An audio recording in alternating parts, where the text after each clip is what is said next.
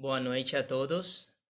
Vamos começar com a quinta palestra do Prajnaparamita. Namo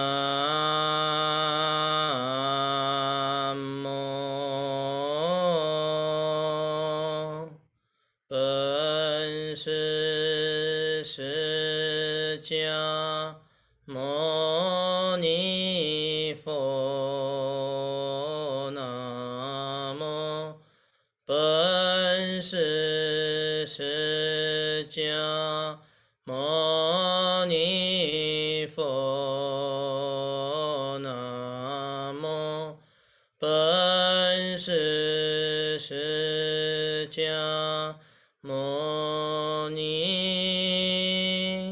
Pho.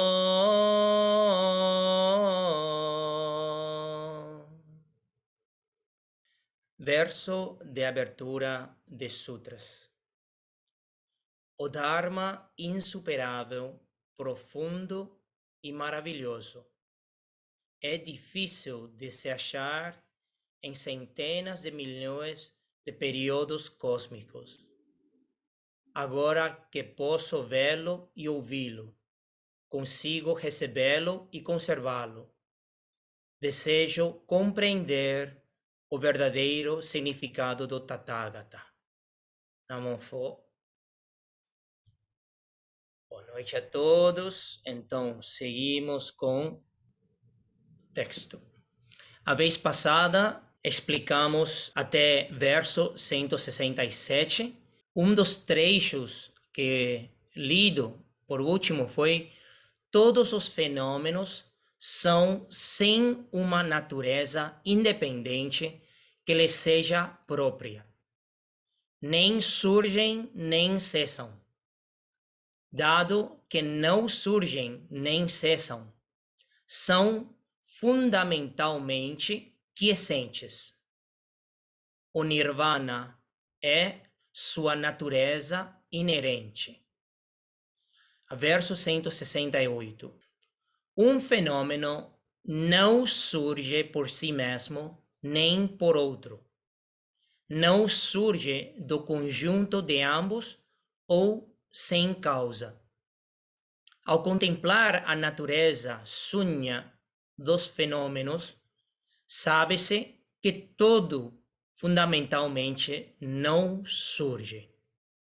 O Bodhisattva observa tudo amplamente, mediante sua contemplação do significado supremo, em que todos os fenômenos são sunya sem natureza própria. Baseando suas observações em uma infinidade de meios hábeis, compreende integralmente a ausência da natureza própria. Em geral, existem duas contemplações principais. Okay, então, quais são as duas? A contemplação do sunyata dos fenômenos, esse é o número 1, e o outro é a contemplação do sunyata do eu. Então, qual é a definição da contemplação do sunyata dos fenômenos? Este método contempla os fenômenos. Fenômenos referem-se principalmente à convenção de fenômeno e inclui as convenções de suposição e de designação. Okay. Então, aqui os fenômenos incluem todas as convenções. E a contemplação do sunyata do eu, este método contempla o eu. Em sânscrito seria Atman. O eu, que é um tipo de convenção de suposição. É o conjunto, a união de corpo e mente que forma um indivíduo, um ser senciente. Ok. Então, esses dois. E vamos começar com a contemplação do sunyata dos fenômenos. A definição, ou explicar em detalhe.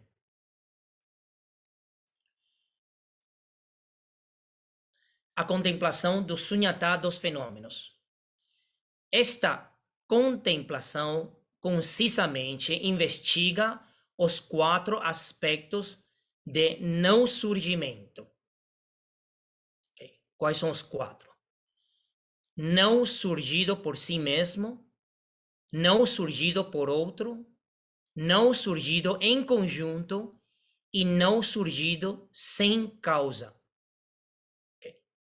Então, são 4 aspectos da contemplação, mas se baseia principalmente no análise do primeiro, não surgido por si mesmo.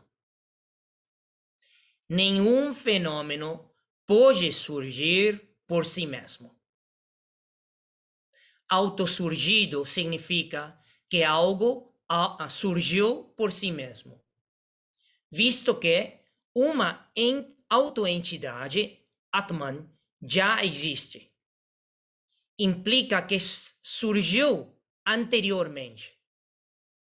Portanto, falar de autoentidade e depois dizer que algo surgiu implicaria em uma contradição. Okay. Então, como entender não surgido por si mesmo? Vamos explorar por que os humanos temos essa obsessão a buscar a primeira causa. Okay. Aqui, se algo surge por si mesmo, significa que tem um corpo, uma essência já surgida. Então, algo que é já surgida e falar que surge, então é uma contradição.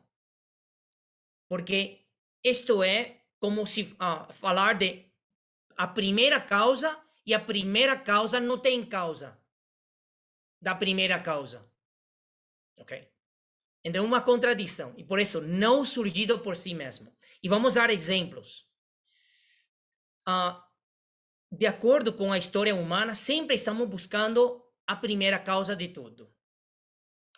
A partir do surgimento da ciência, ou conhecimento, análises. Então, estamos buscando, ok, aqui estamos, e o que aconteceu atrás? E atrás do atrás?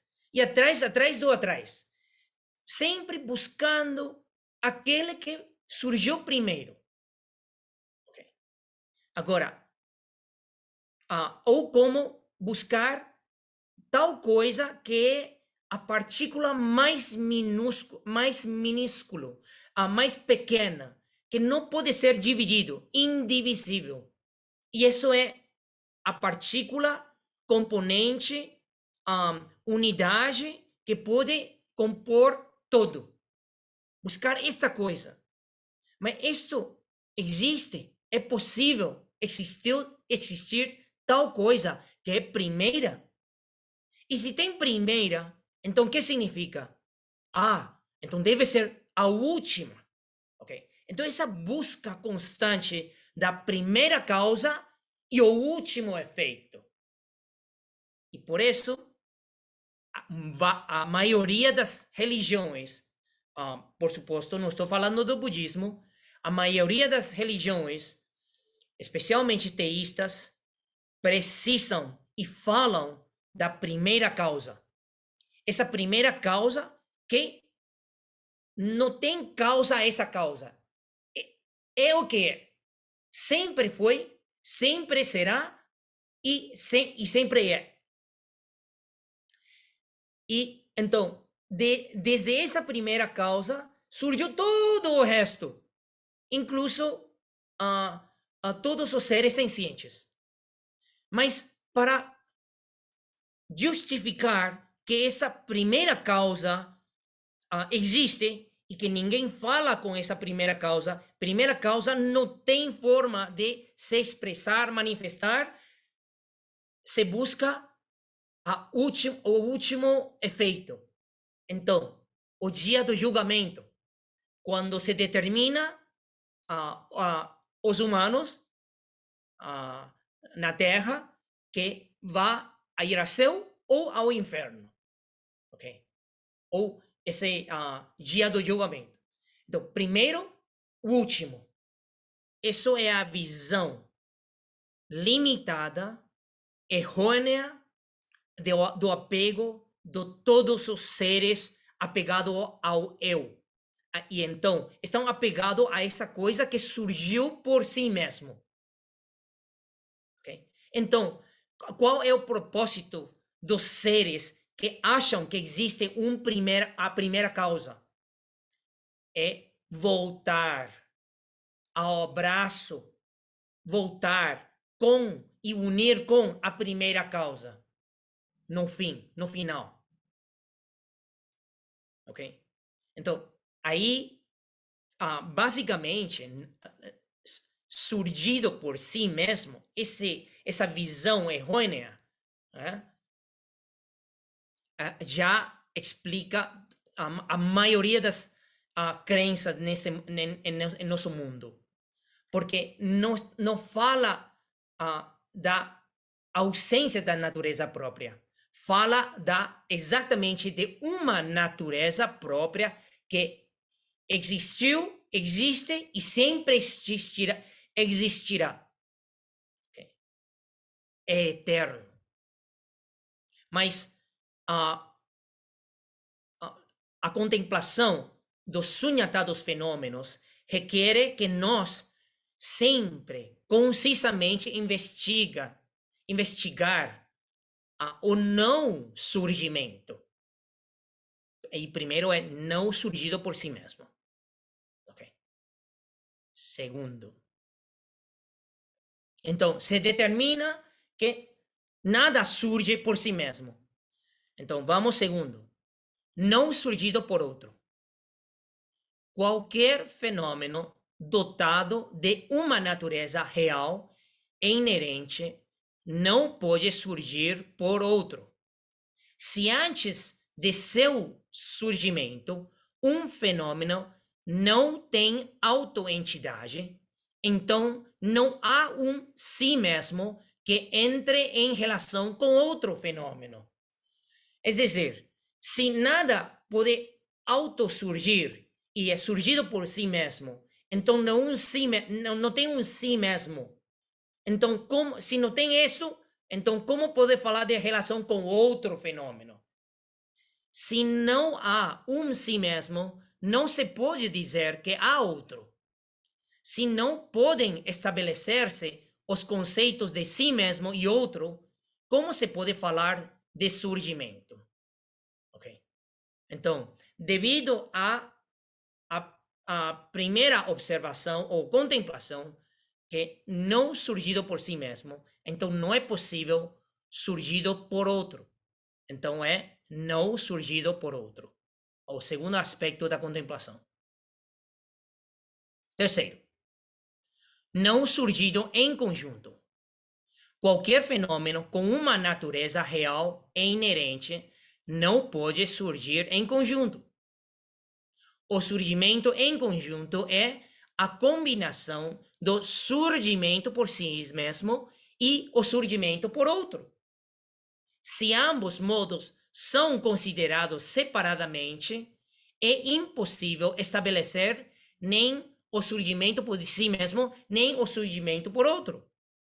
Dado que tanto o surgimento por si mesmo como o surgimento por outro são impossíveis, como seria possível estabelecer o surgimento em conjunto? Surgimento por si mesmo não é possível. Então, surgimento por outro não tampouco é possível. Então, nem o conjunto desses dois, si mesmo e outro, não é possível estabelecer. Okay? Então, esses três são surgido por si mesmo, outro em conjunto. E o quarto, que é como uma categoria segunda é não surgido sem causa. Ok? Qualquer fenômeno com uma natureza real e inerente não pode surgir sem causa. Tudo o que é observável no mundo tem uma relação de causa e efeito. Sem causas e condições, nada poderia estabelecer-se. Tampouco poderiam estabelecer-se o benévolo e o prejudicial, o errôneo e o correto. Se os fenômenos surgissem sem causas, aqueles que cometem os 10 atos prejudiciais ou as 5 transgressões graves nasceriam nos céus ou se converteriam em Budas, o qual é praticamente impossível. Então, causa e efeito existem ou não? Sim, existem. Então, nada pode surgir sem causa e condições neste mundo. Então, sem natureza própria, ou ausência da natureza própria, não é uma negação das causas e condições. Na verdade, todos os fenômenos são sunha e ausentes de natureza própria. E eles existem devidos às causas e condições. Então, todas as existências são condicionais ou convencionais. Okay? Mas nenhum fenômeno tem uma natureza própria. Okay? E isto não é que se aplica somente psicologicamente sobre emoções, experiências, todo. Não. Se pode aplicar a regra, o conhecimento da ausência da natureza própria, pode ser aplicado em qualquer fenômeno. Okay? Para entender. Yeah. Em resumo, todos os fenômenos que são considerados erroneamente com uma natureza real e inerente estão incluídos nestes 4 aspectos. Todas as crenças que ainda não chegaram ao entendimento da sem natureza própria, então podemos encontrar entre esses 4 aspectos as argumentações. Usualmente são uma mistura de um com o outro, mas são 4 principalmente. E por consequência, não podem surgir. Porém, o surgimento condicionado é algo que ocorre no mundo. Por isso, todos os fenômenos definitivamente não podem existir com a natureza própria. Se a natureza própria existisse, então causas e condições não existirão. Não serão, os fenômenos não estarão dependentes das causas e condições. Mas devido a que não existe a natureza própria, então todas as causas e condições são possíveis. E a impermanência é possível. A imperfeição e todo o funcionamento em nosso mundo e transmundano são possíveis. Dado que é impossível estabelecer uma natureza e surgimento independentes, a realidade surge condicionalmente e se estabelece convencionalmente. Ok? Escuta nisto, muito importante. A realidade surge condicionalmente e se estabelece convencionalmente. Yeah. Porque sempre estão no estado de mudança. Devido a quê? Devido às causas e condições que sempre estão mudando. Assim, pois, tendo como base tanto o surgimento condicionado como a convenção de designação, para contemplar os sunhatados fenômenos, chega-se a compreender com profundidade que todos os fenômenos são fundamentalmente não surgidos. Fundamentalmente, em essência, não surgidos, mas manifestam, todos os fenômenos manifestam surgimento condicionalmente.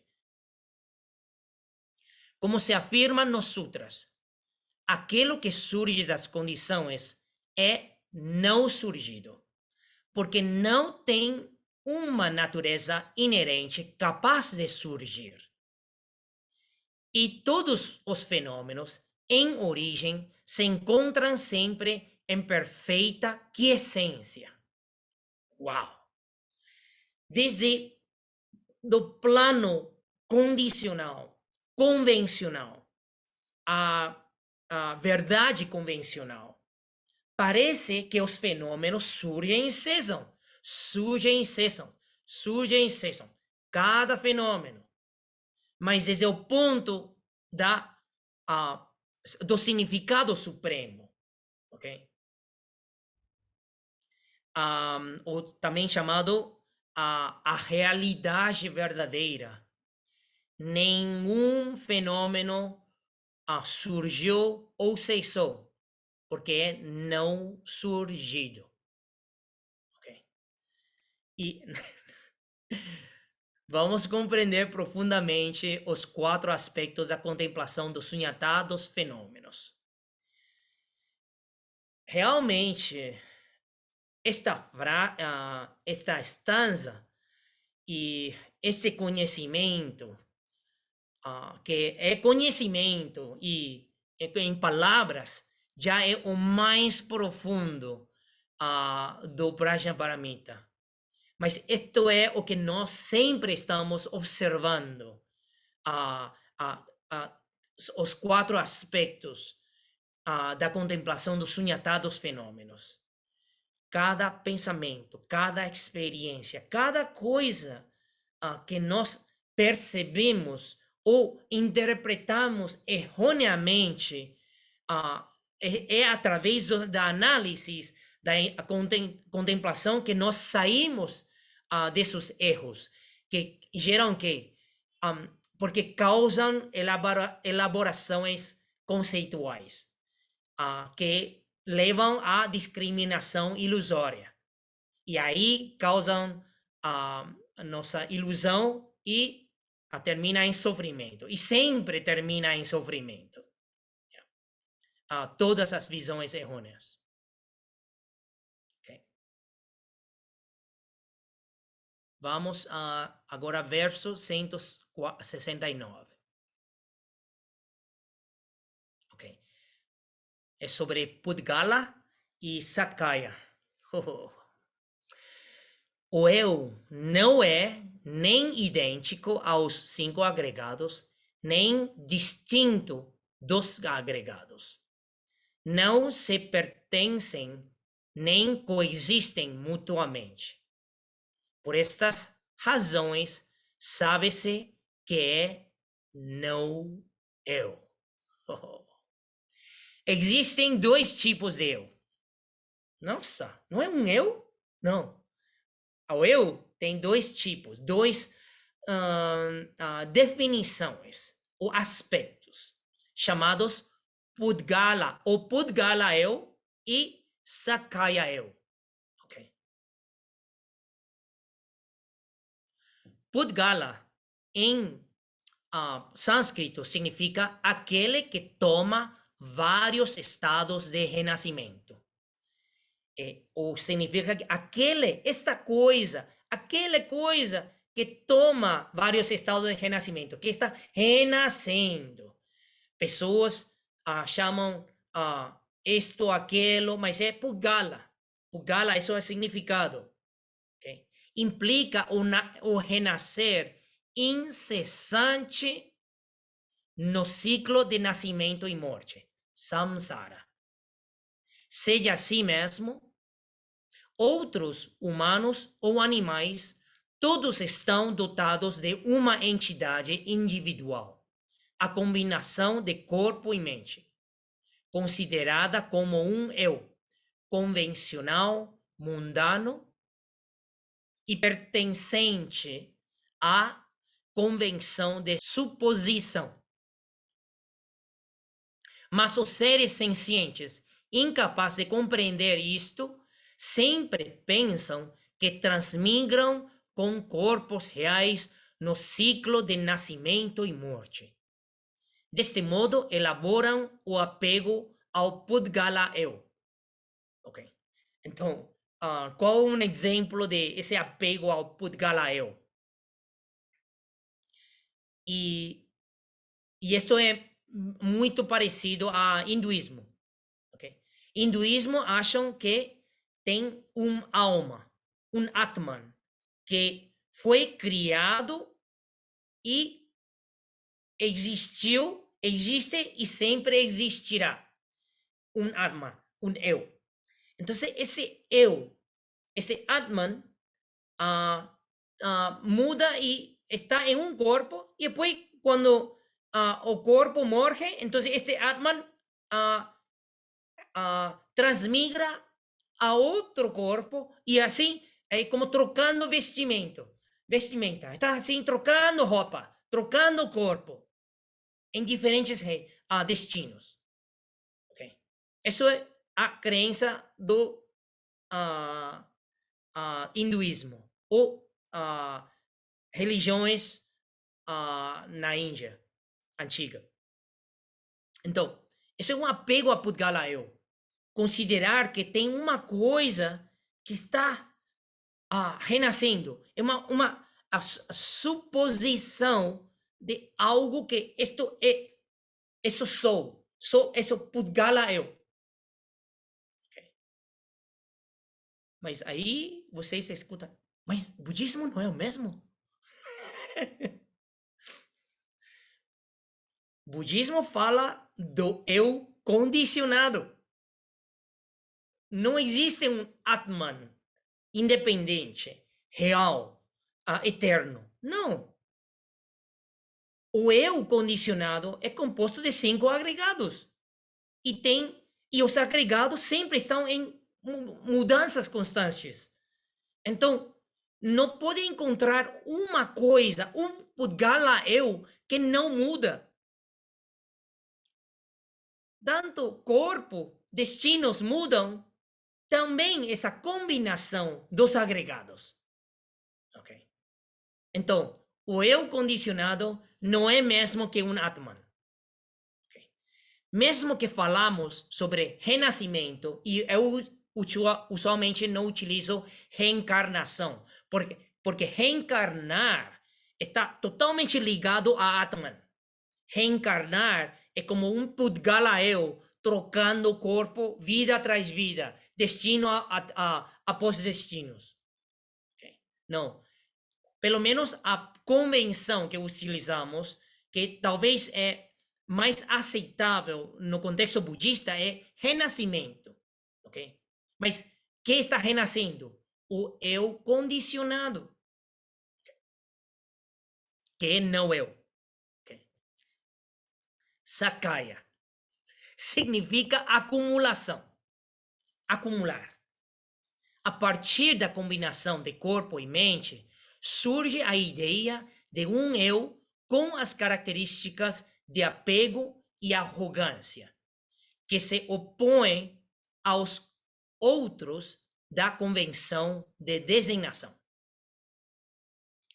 Esta noção de Satkaya é um apego ilusório a algo que fundamentalmente não existe. Se produz o apego ao conceito do eu como Pudgala em relação aos outros. Então, quando nós, em relação aos outros, surge o apego, conceito do eu, como o Pudgala eu, em relação aos outros. Mas que acontece quando não tem outros? Não estamos relacionando com outros, interagindo com ninguém. Enquanto, com respeito a si mesmo, se produz um apego tanto à noção de Pudgala, isso também é como eu sou 5 agregados. Assim, e se apega aos 5 agregados. E também a noção de Sakaya. Assim, bem subconsciente. É que eu existo, eu devo existir e seguir existindo e vou fazer tudo possível para não parar de existir. Isso é Sakaya. É algo bem interno, sutil eu, ok? Então tem essa noção de um conjunto como eu, a Pugala eu e também Satkaya eu. Vou dar um exemplo do Satkaya.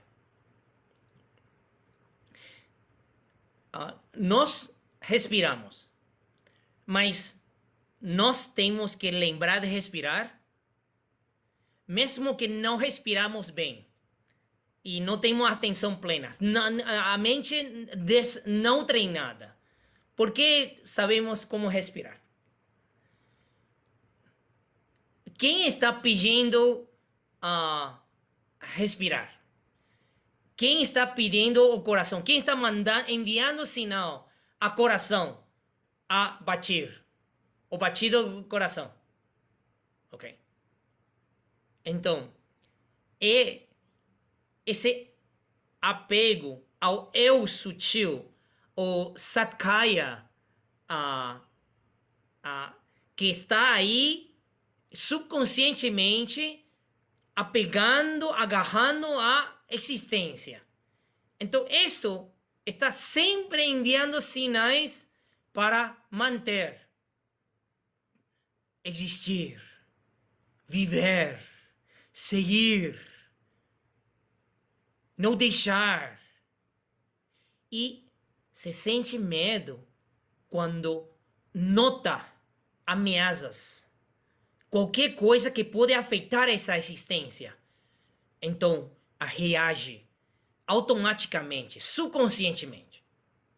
Em relação aos outros, temos Pudgala eu, mas si mesmo tem, não somente temos essa noção do Pudgala eu, também o Sakaya eu, okay? Bem sutil e subconsciente. O estado mental mundano é ordinário dos seres sencientes está centrado no apego ao eu. E esse apego ao eu, ao nascer, chamamos apego nato ao eu. Mas esse sentido do eu real, okay? Eu real, simplificado, okay? Provém da intuição.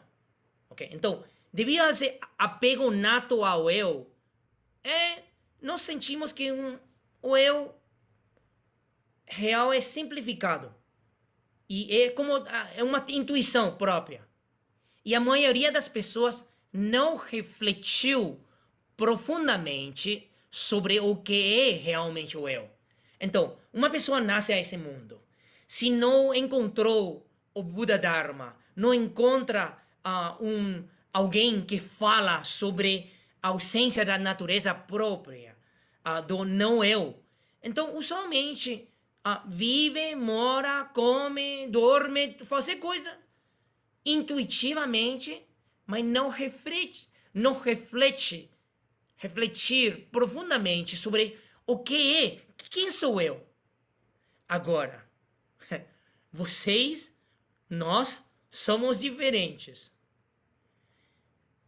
Eu posso garantir a vocês que se vocês nunca pensaram quem sou eu, por que existo, não estariam aqui nesta palestra. Ou nem ter essa vontade de querer ouvir sobre Prajnaparamita. Porque 99% da humanidade moram da maneira tomando tudo como normal. O Matrix é o Matrix. Isto é, esse é o meu apego nato ao eu. Aí está. Não tem nada que fazer, nada para refletir, nada para mudar. Assim é. Na maioria das pessoas não questionam a validade do eu. Como é que eu existe? Que é isto? Agora, muitos eruditos religiosos e filósofos inferiram diferentes interpretações do eu, conforme suas perspectivas distintas. Ok? Isso se chama apego discriminatório ao eu. O outro é apego nato ao eu, tomando como é. Isso é assim. E o outro é apego discriminatório ao eu. É como, nossa, eu nasci, mas eu vejo pessoas envelhecendo, eu vejo pessoas adoecendo, e também sei que pessoas morrem. E isso vai tocar a mim, esse dia vai chegar. Então, devido a isso, então começa a investigar, mas investigam em uma linha desviada, errônea. Então, criando o quê? O apego discriminatório ao eu. Ainda assim, todos consideram o eu como uma entidade vital primária e que transmigra como uma essência real. Okay? Como que o teísta acha que algo transmigra? Porque mesmo que eles não acreditam em 3 períodos do tempo, passado, presente, ou vidas passadas, presente e vidas futuras, pelo menos acreditam em dois períodos. Esta e a próxima. Porque até o teísta tem a necessidade de sair do sofrimento e ir a um lugar melhor. Ok? Então, isso é transmigra, mas como uma essência real. Algo com natureza própria. Creem que o eu se estabeleceu por si mesmo em oposição ao outro e que transmigra sem modificar sua autoidentidade. E isso é uma definição do alma. Minha alma. Você tem alma, você não tem alma. Ai, nossa, aquele que sem alma é ruim. Alguém sem alma é uma pessoa ruim.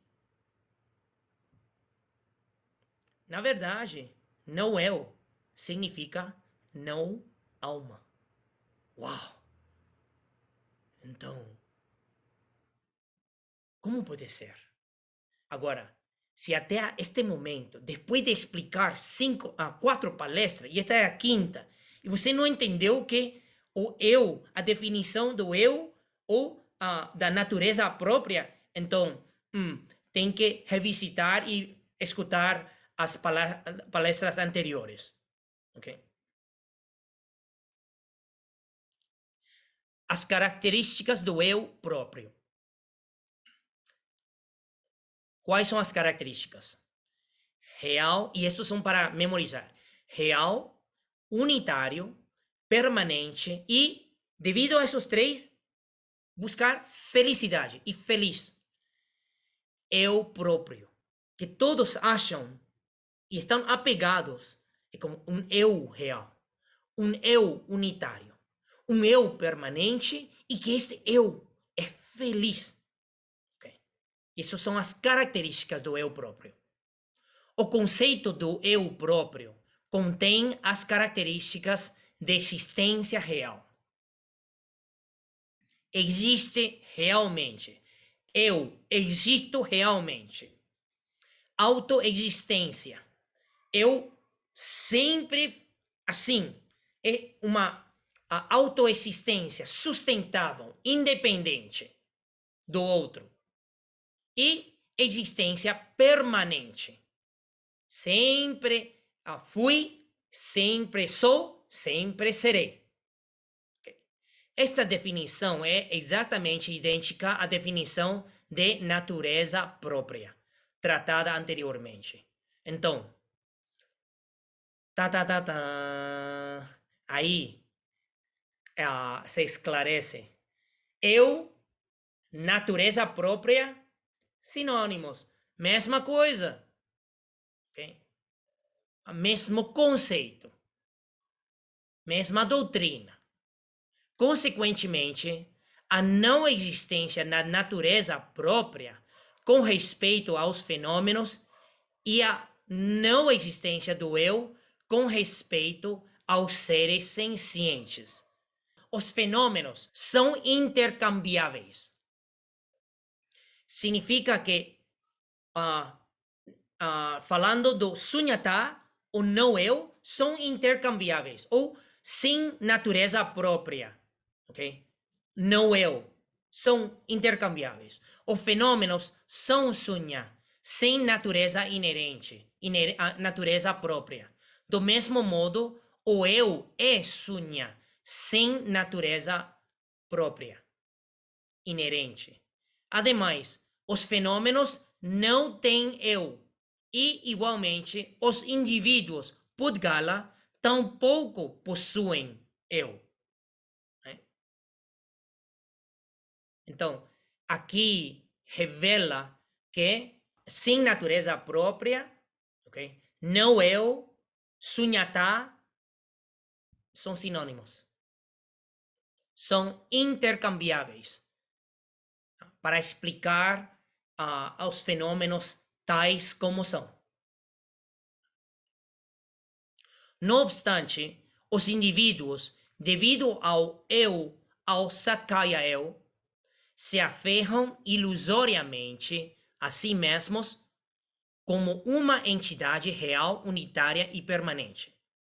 E também falam sobre ser feliz.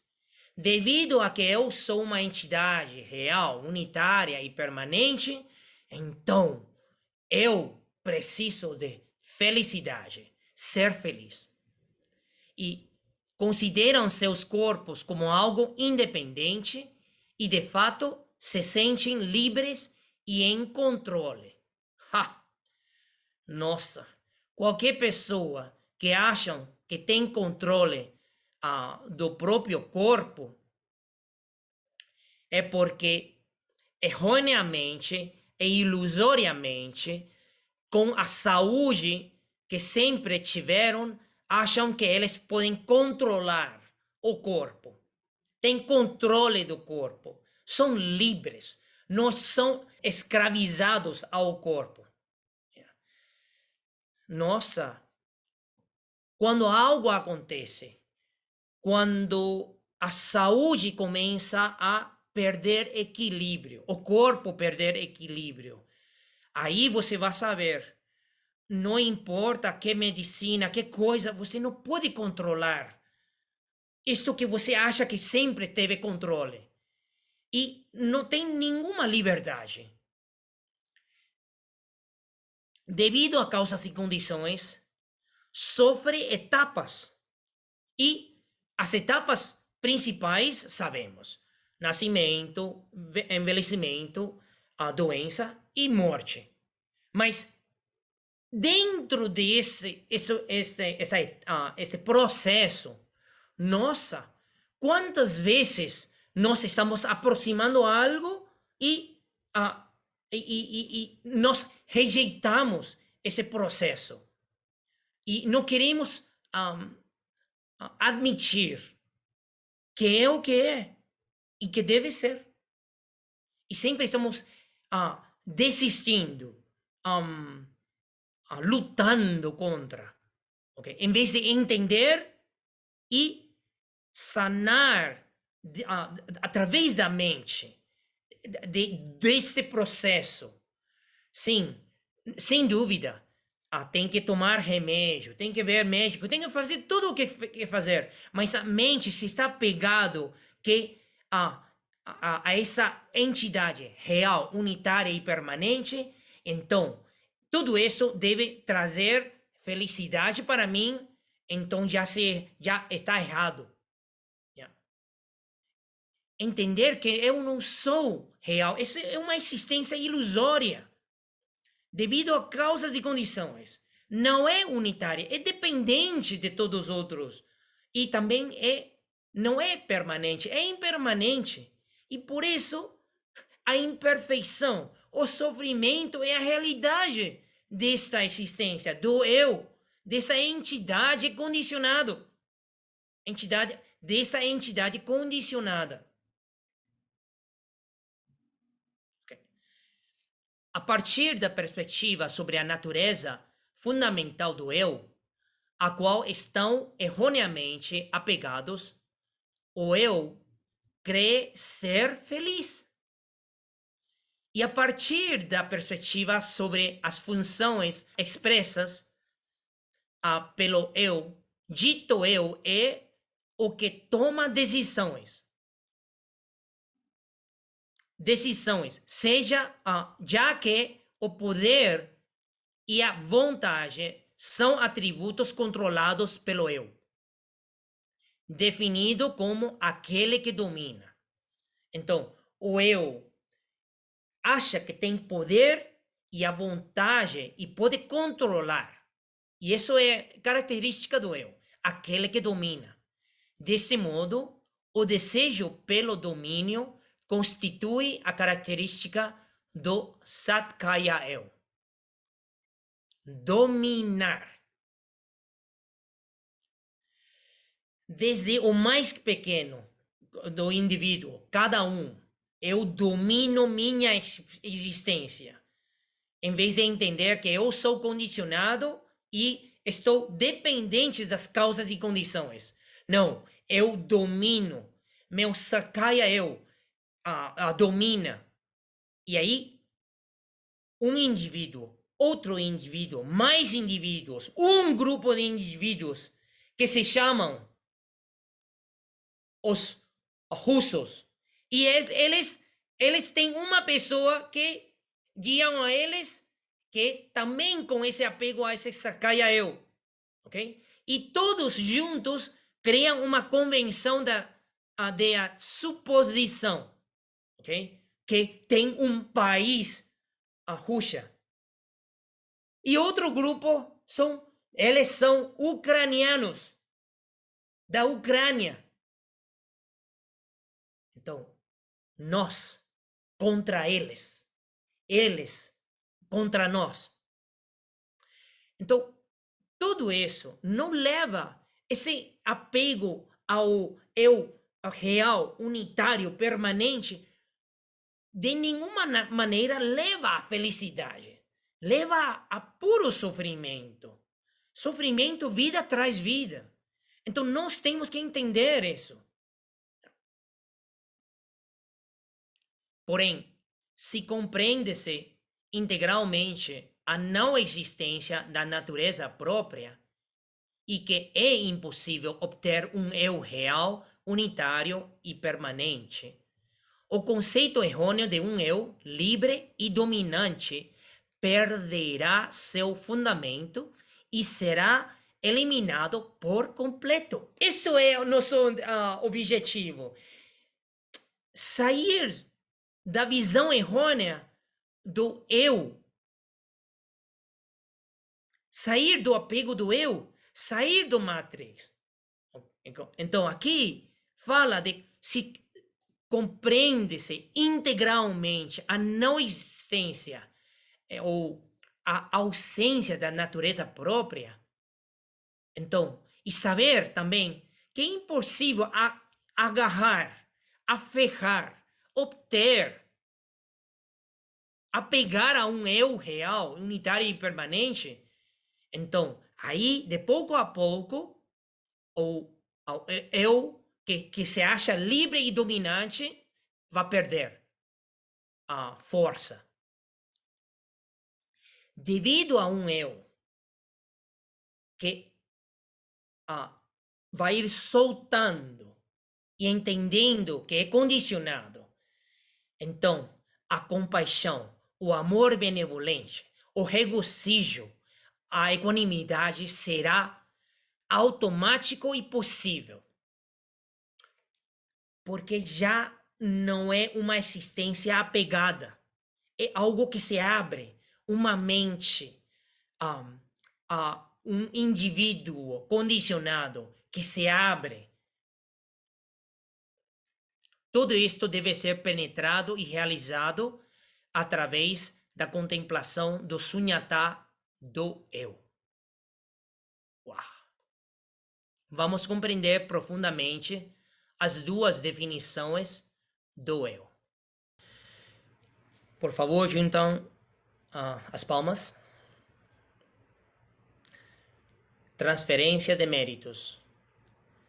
Desejo erradicar as 3 obstruções e todas minhas impurezas. Desejo obter sabedoria e verdadeira compreensão.